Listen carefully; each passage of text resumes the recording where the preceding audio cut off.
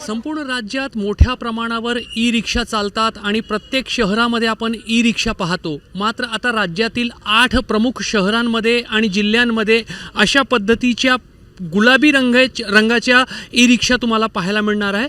महाराष्ट्र सरकारच्या महिला व बालकल्याण विभागाकडून राज्यातील 8 शहर आणि जिल्ह्यांमध्ये जवळपास 10,000 ई रिक्षा जे आहेत त्या महिलांना उपलब्ध करून दिल्या जात आहेत आणि या 10,000 ई रिक्षाच्या माध्यमातून त्या जिल्ह्यामध्ये महिलांना एक रोजगाराची संधी निर्माण होईल अशा पद्धतीची ही संपूर्ण योजना आहे। आणि महाराष्ट्राचे मुख्यमंत्री देवेंद्र फडणवीस आणि महिला व बालकल्याण मंत्री अदिती तटकरे यांच्या हस्ते आज नागपुरात निवडक 50 महिलांना या पिंक ई रिक्षाची चे वाटप करण्यात आले आहे।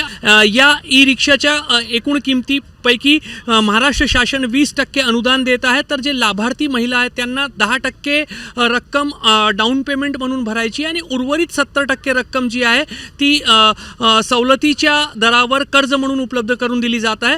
त्यामुळे महिलांच्या सक्षमीकरणासाठी एक अभिनव पाऊल जो आहे तो महिला व बालकल्याण विभागाकडून उचलण्यात आलेला आहे आणि या माध्यमातून एका प्रकारे महिलांचा सक्षमीकरण व्हावं, त्यांना रोजगार मिळावा यासाठी ही जी योजना आहे ती राबवली जात आहे। याच्यामध्ये कायनेटिक ग्रीन ही जी कंपनी आहे त्यांचाही सहयोग जो आहे तो महाराष्ट्र सरकारला मिळतोय आणि आज या योजनेचा नागपुरात शुभारंभ झाला आहे। कॅमेरामॅन मिथुन आदमनेसह रजत वशिष्ठ, एबीपी माझा, नागपूर। एबीपी माझा, उघडा डोळे बघा नीट।